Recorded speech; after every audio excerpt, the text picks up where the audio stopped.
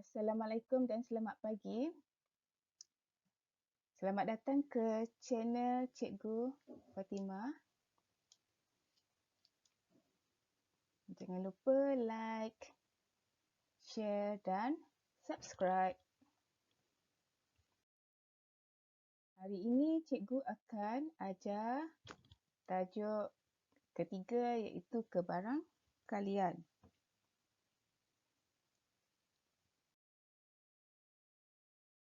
Fokus kita pada hari ini ialah subtopik 3.1 iaitu kebarangkalian suatu peristiwa. Untuk subtopik ini kita ada 3 pecahan.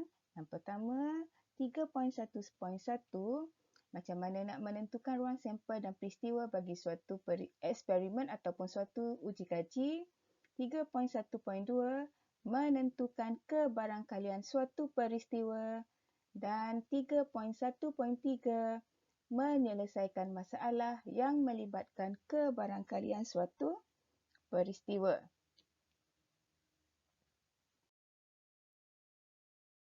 Pertama, cikgu akan terangkan apakah yang dimaksudkan dengan ruang sampel dan peristiwa. Okey, pertama, ruang sampel ialah suatu set semua kesudahan yang mungkin bagi suatu uji kaji. Dan kita tulis dia menggunakan simbol huruf S. Okay, kita gunakan huruf S. Okay, simbol yang digunakan adalah huruf S untuk ruang sampel. Seterusnya,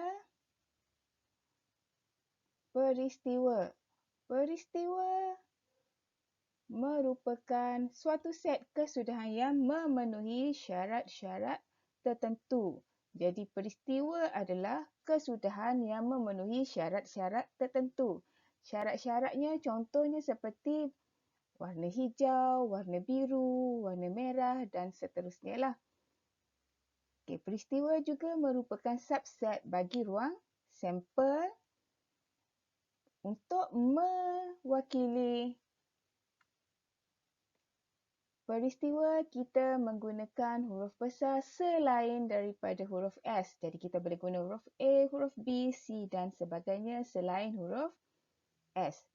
Bagi peristiwa yang tidak mungkin berlaku, itu adalah set kosong dan kita boleh tulis dia sebagai file ataupun kita gunakan tata tanda set seperti ini. Jadi itu adalah maksud ruang sampel dan peristiwa. Ruang sampel adalah semua. Peristiwa adalah subset. Jom kita lihat contoh yang pertama. Okey, contoh yang pertama. Okey, diberi rajah dengan beberapa kepingkat di dalam sebuah kotak. Okey, ini adalah satu rajah dan ada beberapa kepingkat di dalam satu kotak dan kad itu ditulis dengan perkataan matematik. Okey, sekepingkat dipilih secara rawak daripada kotak itu. Okey, ada 3 soalan. Okey, yang pertama senaraikan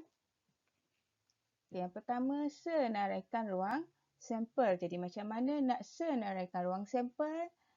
Okay, ruang sampel kita tulis dia menggunakan simbol huruf S besar ataupun capital letter.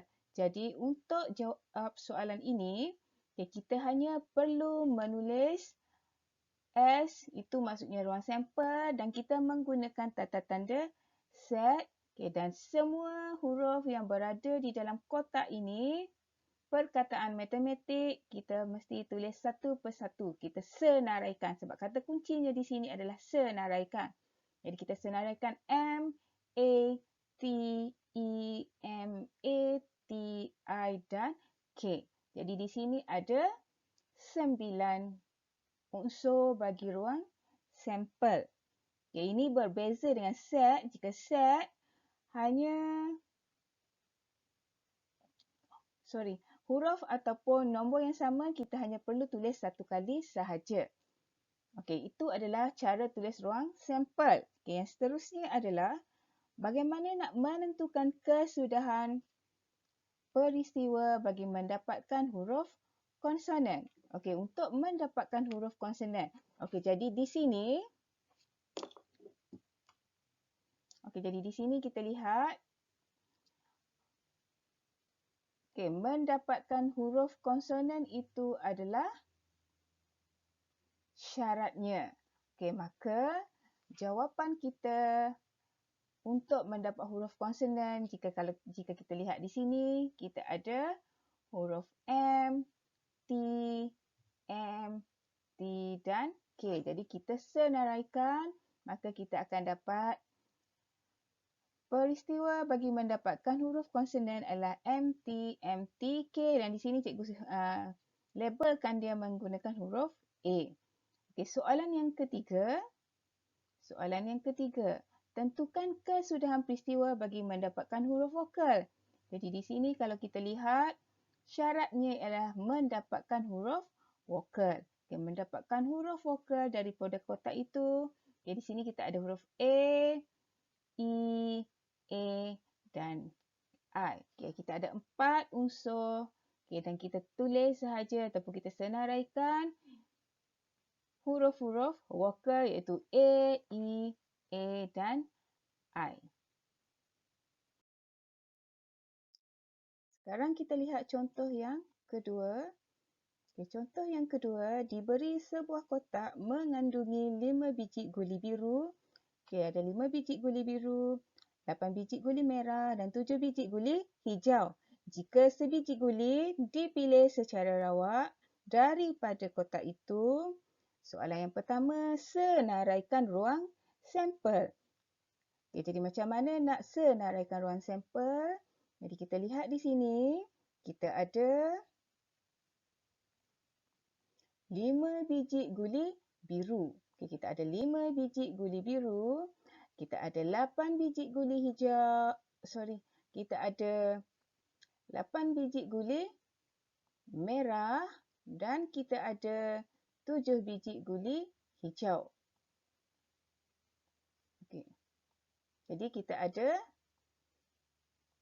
5 biji guli biru, 8 biji guli merah dan 7 biji guli hijau. Jadi macam mana nak senaraikan ruang sampel? Jadi untuk menyenaraikan ruang sampel, kita hanya perlu senaraikan kesemua bilangan guli yang ada di dalam kotak itu dan kita wakilkan warna biru menggunakan huruf B, warna merah menggunakan huruf M dan warna hijau menggunakan huruf H. Okay, jadi untuk menulis ruang sampel, untuk guli biru, kita ada 5 biji. Jadi kita akan mula dengan B1 sehingga B5. Guli merah M1 sehingga M8. Dan guli hijau H1 hingga H7.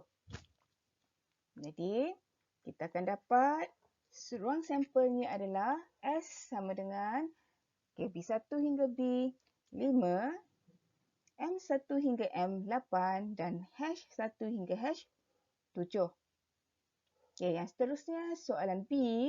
Senaraikan semua kesudahan peristiwa bahawa sebiji guli merah diambil. Sekarang, kita punya highlight di sini adalah sebiji guli merah. Ini adalah dia punya syarat. Jadi sebiji guli merah. Jadi kita ada berapa biji guli merah? Guli merah kita ada 8 biji guli merah. Okey, kita ada 8 biji guli merah daripada M1 sehinggalah M8. Jadi kita rujuk kepada ruang sampel yang telah kita tulis tadi dan kita boleh wakilkan peristiwa mendapat sebiji guli merah dengan apa-apa huruf selain daripada huruf S dan kita senaraikan semua daripada M1 sehingga M8. Okey, jadi ini adalah jawapan kita. Okey, kita akan dapat M1, M2, M3, M4, M5, M6, M7 dan M8.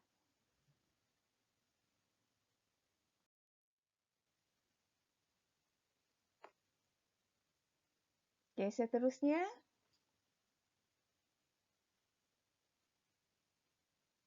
Okay, kita akan lihat contoh yang seterusnya iaitu contoh yang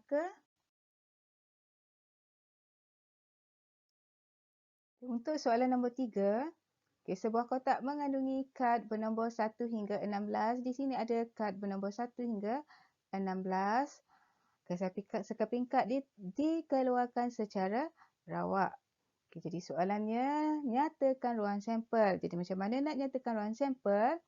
Untuk tulis ruang sampel, kita menggunakan huruf S besar sama dengan kita senaraikan daripada nombor 1 sampai nombor 16. Okey, maka jawapan kita adalah 1, 2, 3, 4 dan seterusnya sehingga 16. Okey, soalan B. Senaraikan semua kesudahan yang mungkin bagi mengeluarkan kad bernombor genap. Jadi kita lihat di sini, manakah kad bernombor genap? Okey, jadi kad bernombor genap dari ruang sampel kita nak bernombor 2, 4, 6, 8, 10, 12, 14 dan 16. Okey, jadi kita perlu tulis kesemua 2 hingga 16 yang cikgu sebutkan tadi. Okey, bagi memilih ataupun mengeluarkan kad bernombor genap. 3.1.2 Kebarangkalian suatu peristiwa. Kebarangkalian suatu peristiwa diwakilkan menggunakan huruf P. P dalam bahasa Inggerisnya adalah probability. Okey, kebarangkalian merupakan nisbah bilangan kali berlakunya peristiwa kepada bilangan cubaan yang cukup besar dalam satu uji kaji, ataupun ringkasnya kita tuliskan dia sebagai PA sama dengan NA over NS, di mana PA adalah kebarangkalian suatu peristiwa, NA adalah bilangan kali berlakunya peristiwa tersebut. Kalau di sini merujuk kepada peristiwa A, dan NS adalah bilangan cubaan yang cukup besar dalam satu uji kaji, di mana NS adalah bilangan unsur bagi ruang sampel. Jika peristiwa A berlaku, maka kebarangkaliannya adalah lebih besar daripada kosong tetapi lebih kecil atau sama dengan 1. Okey, ini adalah jika berlaku peristiwa A. Jika peristiwa A tidak berlaku, maka kebarangkalian peristiwa A adalah sama dengan kosong. Contohnya adalah kebarangkalian memilih pelajar yang lahir pada 30 hari bulan Februari. Tidak ada pelajar yang lahir pada 30 Februari, maka tidak berlaku peristiwa tersebut, maka kebarangkaliannya adalah sama dengan kosong.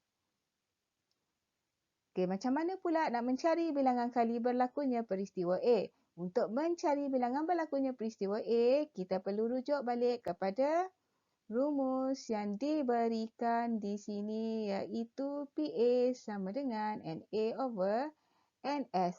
Jadi bilangan berlakunya peristiwa A adalah NA. Jadi untuk mencari NA kita perlu darabkan sahaja kebarangkalian peristiwa A ini dengan bilangan unsur bagi ruang sampel. Jadi kebarangkalian peristiwa A darab dengan bilangan cubaan yang cukup besar iaitu NS.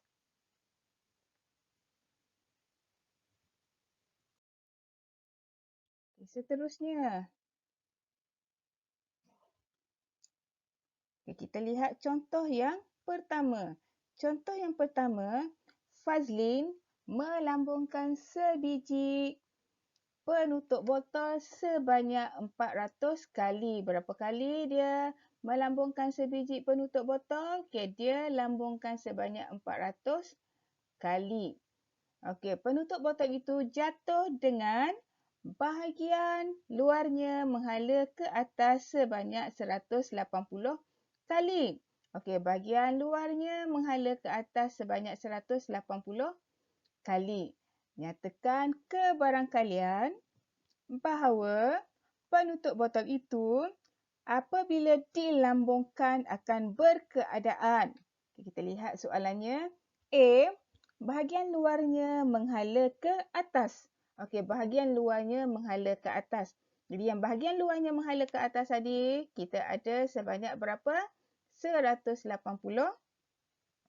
dan kita ada bilangan kali cubaan yang cukup besar ataupun bilangan ruang sampel adalah sebanyak 400. Maka untuk mencari kebarangkalian, sebab kalau kita lihat di sini, soalan ini mahu kita mencari kebarangkalian. Ingat, kebarangkalian mesti suatu nilai di antara 0 sehingga 1. Okey, jadi bahagian luarnya adalah sebanyak 180. Okey, bahagian luar adalah 180 dan kita lihat bilangan sampel adalah sebanyak 400, maka nisbahnya ialah 9 nisbah 20 ataupun 9/20 dan kita mesti tulis jawapan dia dalam pecahan terendah. Okay, itu untuk soalan A. Sekarang kita lihat adakah lagi soalan B. Okey, soalan B, bagaimana pula dengan mencari kebarangkalian bahawa bahagian dalamnya menghala ke atas. Okey, sekarang kita ada bahagian luar menghala ke atas sebanyak 180. Jadi macam mana nak cari bahagian dalam? Bahagian dalam adalah bilangan cubaan yang cukup besar ni 400, kita tolak dengan 180. Okey, kita akan dapat berapa nilainya dan kita boleh cari kebarangkalian bahagian dalamnya menghala ke atas. Okey, dengan cara begini kita tulis kebarangkalian di mana penutup botol itu menghala ke atas ialah 400 tolak 180 bahagi dengan 400, maka kita akan dapat 120. Okey, ataupun boleh juga kita tulis dia sebagai 400 tolak 180 kita akan dapat 220 Okey, 220 bahagi dengan 400 sama dengan 11/20. Itu contoh soalan yang pertama. Okey, jadi seterusnya kita lihat contoh soalan yang kedua. Okey, contoh soalan yang kedua. Untuk soalan kedua dibagi kita satu jadual. Di mana jadual ni menunjukkan keputusan suatu kajian tentang jarak sekolah dari rumah bagi sekumpulan pelajar. Di mana jaraknya, dari jarak 1 hingga 5 kilometer, bilangan pelajarnya adalah 840 orang, 6 hingga 10 kilometer 300 orang dan 11 hingga 15 kilometer kita ada X orang. Okey, jadi soalan yang pertama. Jika seorang pelajar dipilih secara rawat daripada kumpulan itu, kebarangkalian pelajar itu tinggal lebih daripada 10 kilometer ialah 1/20, carikan nilai X. Jadi sebelum kita menjawab soalan ini, yang pertama, berdasarkan kepada jadual ini, kita kena kenal pasti terlebih dahulu. Kita kena pasti terlebih dahulu. Di manakah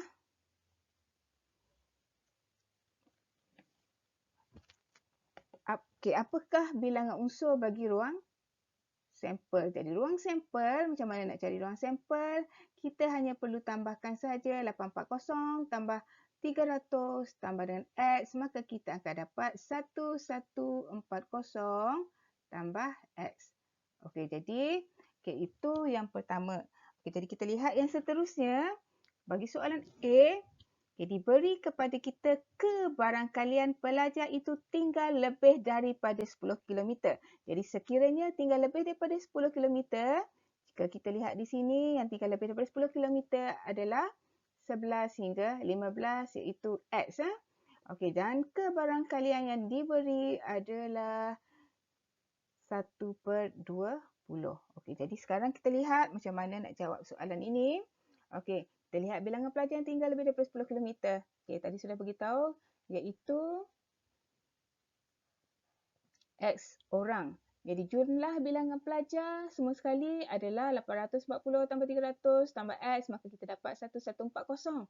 Kebarangkalian, maklumat yang sudah diberi kebarangkalian pelajar tinggal lebih daripada 10 km adalah 1/20.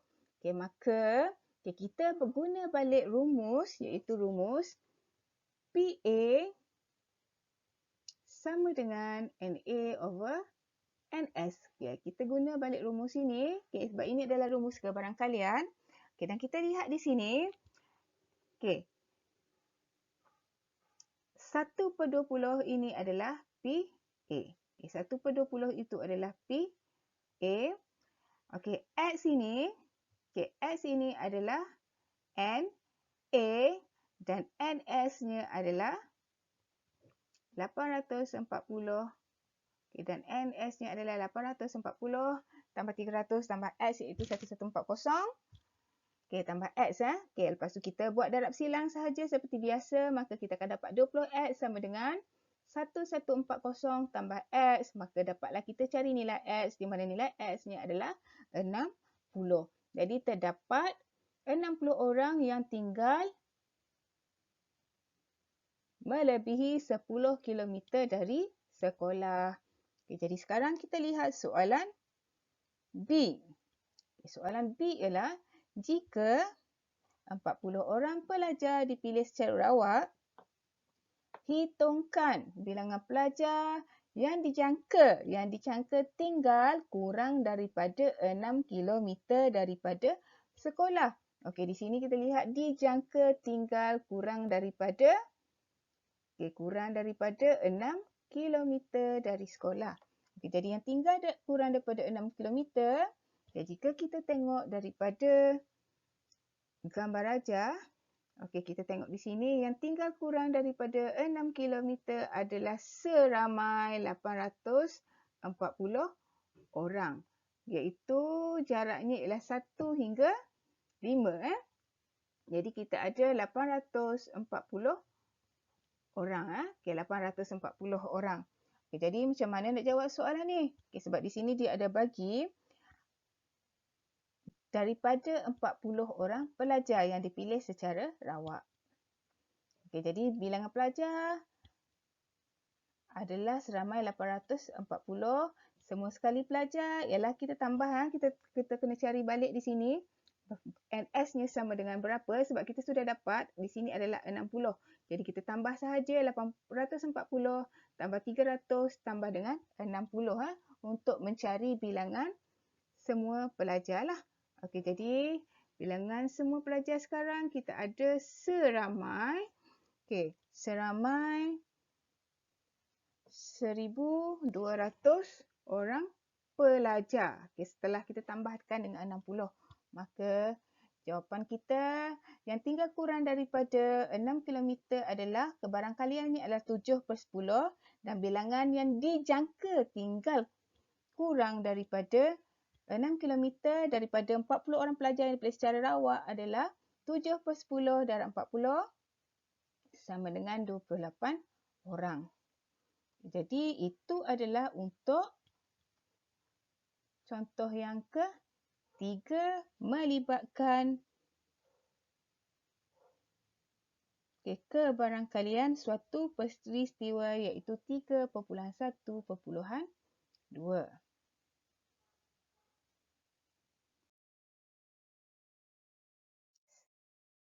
3.1.3 menyelesaikan masalah yang melibatkan kebarangkalian suatu peristiwa. Sekarang kita akan lihat contoh yang pertama. Contoh yang pertama, terdapat 80 orang dalam satu kumpulan pelajar yang terdiri daripada 25 orang pelajar perempuan. Jadi jika 25 pelajar perempuan, maka selebihnya adalah pelajar lelaki. Kemudian seramai 10 orang pelajar lelaki meninggalkan kumpulan tersebut. Jadi seorang pelajar dipilih secara rawat di kumpulan tersebut untuk menyertai pertandingan bahas.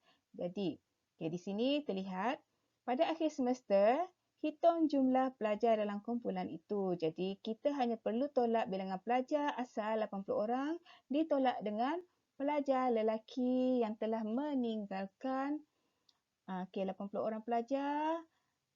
Tolak dengan 10 orang pelajar lelaki yang telah meninggal kumpulan itu, maka kita akan dapat jumlahnya adalah 70 orang.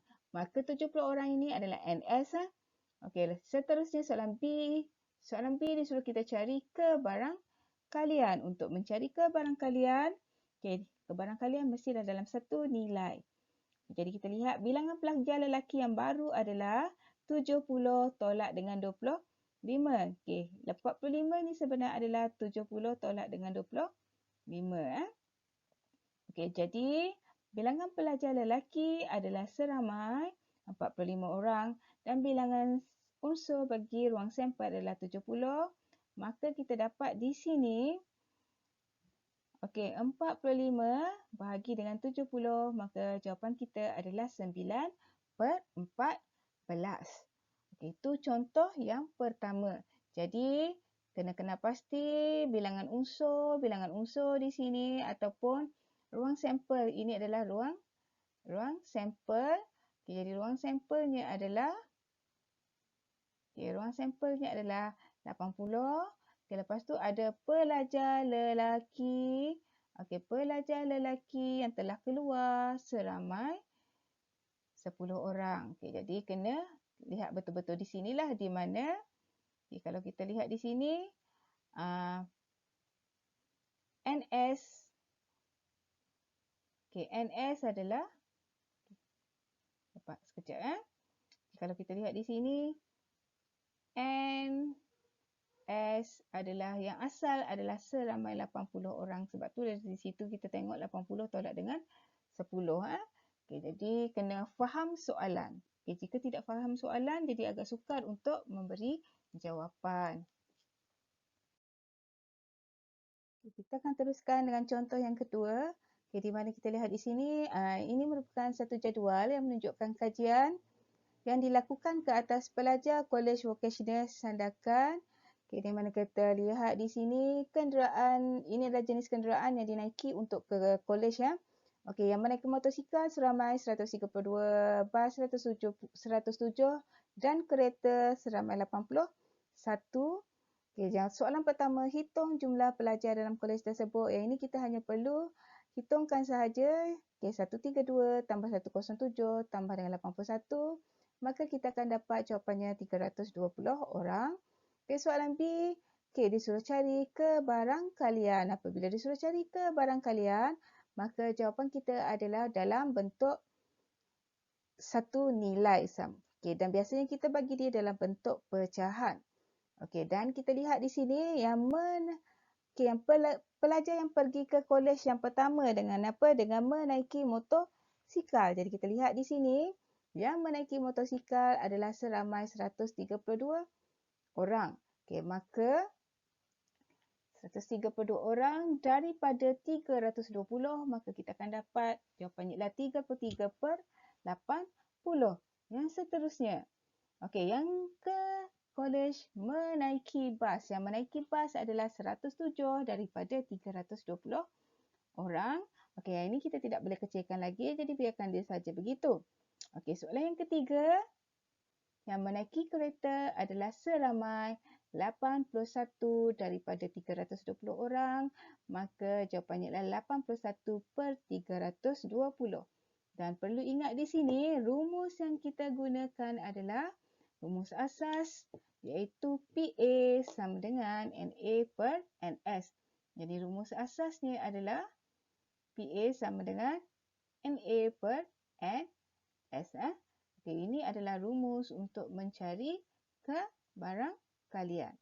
Okey, jadi jangan membuat kesilapan. Jadi jika dilihat adalah motosikal, untuk mencari kebarangkalian motosikal, jadi kita kena cari bilangan pelajar yang pergi ke kolej menaiki motosikal. Dan sebaliknya lah. Okey, jadi itu yang pertama. Okay, seterusnya, kita akan lihat contoh yang ketiga. Kita lihat contoh yang ketiga. Okay, di sini kita lihat ada pertandingan kuis dan kita lihat ada 3 kategori soalan. Okay, soalan yang pertama adalah soalan sukan. Ada 5 soalan sukan. Ada 3 soalan hiburan dan ada 7 soalan pengetahuan am. Okey, ini adalah ketiga-tiga jenis soalan yang terdapat dalam pertandingan kuis tersebut. Okey, jadi seterusnya kita lihat setiap soalan dimasukkan ke dalam sebuah sampul surat ke dalam sampul surat yang berasingan. Okey, bukan dalam sampul surat yang sama. Okey, diletakkan dalam sampul surat yang berasingan. Okey. Semua peserta kuis dikehendaki memilih secara rawak. Okey, pilih secara rawak daripada sampul kotak tersebut. Jadi, di sini bila kita ada 5 soalan sukan, cikgu akan wakilkan sukan menggunakan huruf S, hiburan menggunakan huruf H dan pengetahuan am menggunakan huruf A. Jadi, kita perlu senaraikan kesemua 5 tambah 3 tambah 7 tu, tetapi menggunakan simbol-simbol yang telah cikgu nyatakan tadi. Jadi ada 5 soalan sukan. Jadi kita tulis S1, S2, S3 sampailah S5. 3 soalan hiburan daripada H1 sehingga H3 dan pengetahuan am daripada P1 sehingga P7. Bagaimana caranya? Okay, kita lihat soalan A. Senaraikan ruang sampel. Okay, jadi senaraikan ruang sampel. Okay, kita senaraikan sahaja. Okay, untuk soalan sukan kita ada S1 hingga S5. Okay, ini soalan sukan S1 hingga S5. Okay, lepas tu kita ada soalan hiburan H1 hingga H3. Dan kita ada soalan pengetahuan am dari P1 sehingga P7. Itu soalan A1. Sekarang A2 ialah bilangan unsur dalam ruang sampel. Jadi untuk mencari bilangan unsur dalam ruang sampel, kita hanya perlu tambahkan 5 tambah 3 dan tambah 7. Dan bilangan unsur kita wakilkan dia menggunakan huruf N. Okay, N huruf kecil.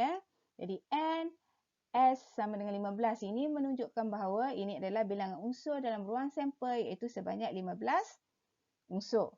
Okay, soalan seterusnya, soalan yang ketiga. Senaraikan semua kesudahan peristiwa yang mungkin bagi mendapatkan sampul surat yang mengandungi soalan sukan. Okay, daripada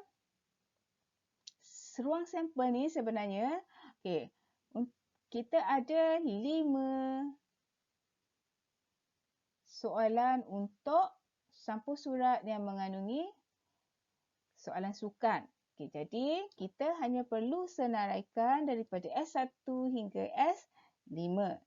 Okay, jadi di sini kalau kamu nampak, cikgu tidak letakkan huruf A ataupun apa-apa.